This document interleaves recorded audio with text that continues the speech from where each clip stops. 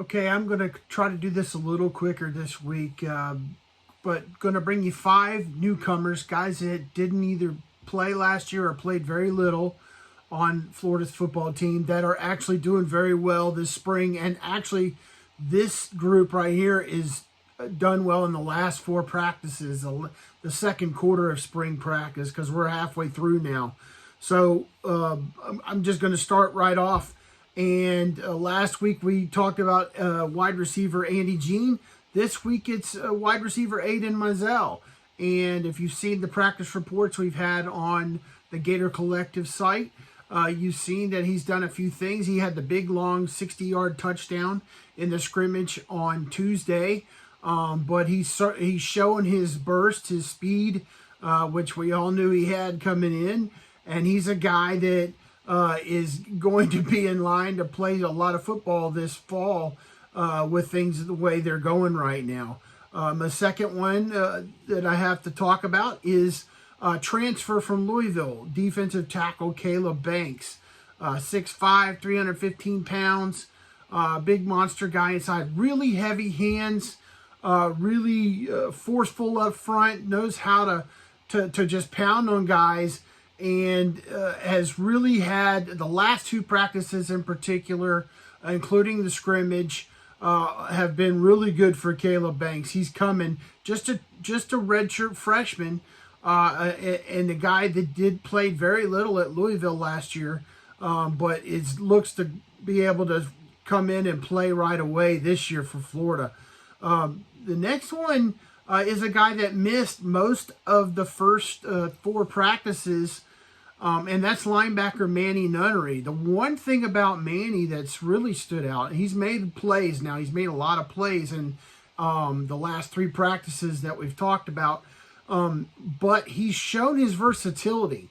When they go to a small package of smaller players for long down and distance, he actually will line up as a rush end. And he was able to get a sack in team drills the other day doing that, and a few tackles at the line of scrimmage or behind the line of scrimmage. Then when they went to their big package, when they were in short yardage, he'll actually line up as a star, as a safety, when he's technically an inside linebacker, but he's playing all kinds of positions. Shows you what kind of how smart he is. He came from Houston. He's a guy that kind of knows the defense already because they have basically the same defense that Florida's running. So he's a guy that's shown his versatility in just a few practices because he missed most of the first half.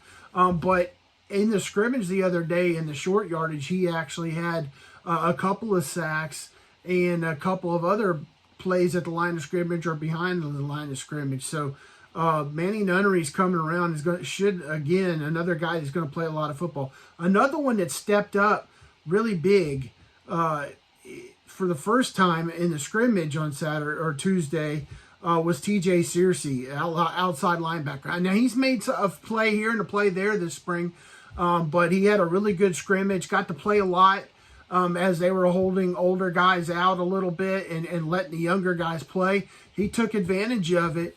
And had 2 or 3 plays behind the line of scrimmage. And he's a guy they brought in for that position, and they were really highly on in the recruiting process. And then safety Jordan Castell has shown up this week in the last 3 practices, and is a guy that I think is ready going to play. That's a position where they need young guys to step up and do some things because their numbers at safety are pretty low. One guy I forgot to talk about last time, and I should have included him, was defensive tackle Cam Jackson, the transfer from Memphis. I don't see how this guy isn't going to start, at least play a lot very early in football games and a lot of football.